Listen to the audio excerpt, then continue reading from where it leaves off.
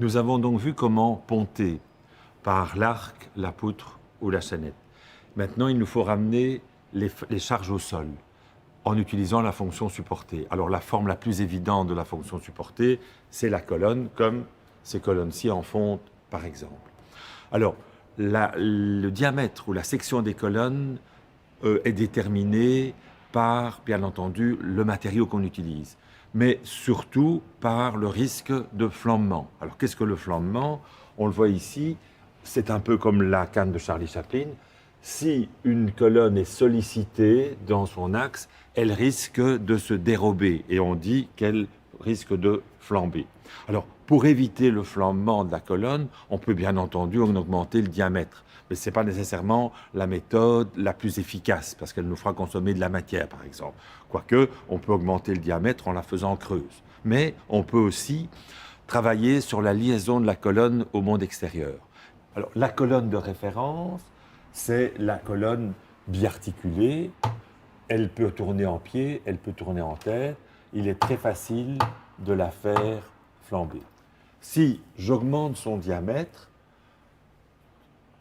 il est toujours articulé en bas et en haut, mais c'est vraiment beaucoup plus difficile à la faire flamber, mais la solution a été très consommatrice de matière. Si on travaille sur les liaisons au monde extérieur, au reste de la structure, je peux ici empêcher la rotation des extrémités de la colonne et on voit ici que la colonne ne tourne pas, ni en pied ni en tête, et le risque de flambement est beaucoup plus faible, il est beaucoup plus difficile de faire flamber la colonne. Et je peux encore améliorer, je peux la bloquer à mi-niveau, et je vois ici qu'il est aussi beaucoup plus difficile de la faire flamber quand je réduis sa longueur de flambement. Alors, la colonne, quand on parle colonne, on pense à un élément vertical qui sert à reprendre des charges verticales en se comprimant pour ramener ces charges au sol. Il y a bien entendu plusieurs autres types de colonnes, un peu plus sophistiquées, un peu plus architecturées, dont les colonnes en arbre, par exemple. Alors, l'idée de la colonne en arbre est de partir d'une colonne et ensuite de la faire se multiplier comme les branches d'un arbre. Quel est l'avantage?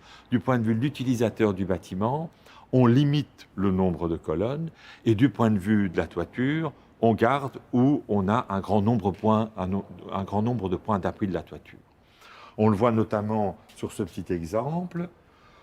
On part de 4 colonnes, on se limite à 2 colonnes évasées, ce qui permet de diviser le nombre de colonnes par 2 au niveau du sol, tout en gardant le même nombre de points d'appui en toiture. Alors, on a vu déjà un type de colonne, la colonne en arbre, mais les colonnes se différencient surtout par les matériaux qui sont utilisés pour les réaliser. On avait vu tout à l'heure une colonne en fonte, il y a des colonnes en acier, il y a des colonnes en béton armé, on va en voir, et le mur en maçonnerie est quelque part aussi une colonne.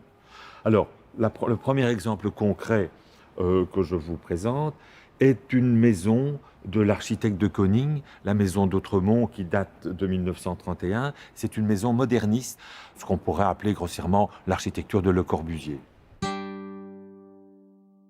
Cette maison a une structure en béton armé, dans laquelle les murs en maçonnerie, qui sont murs porteurs et cloisons, sont ici remplacés par des colonnes et des poutres.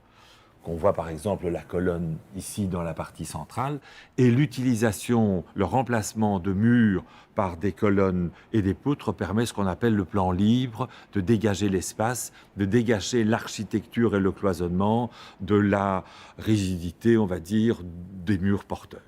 Nous allons voir un autre exemple de colonne, mais plutôt cette fois-ci des colonnes métalliques de petit diamètre.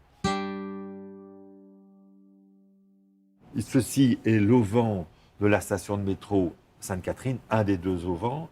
Et en regardant la maquette, on voit qu'il y a ici un très grand nombre de colonnes qui sont très fines. Et il y a environ une 50aine de colonnes qui supportent une plaque métallique, une tôle métallique de un peu plus de 3 cm d'épaisseur, qui fait 3,50 m de large sur 35 mètres de long. Et ces colonnes sont inclinées, ce ne sont pas toutes des colonnes verticales. Fort heureusement d'ailleurs, parce que si toutes les colonnes étaient verticales, la toiture n'aurait aucune stabilité horizontale, ne serait pas contreventée.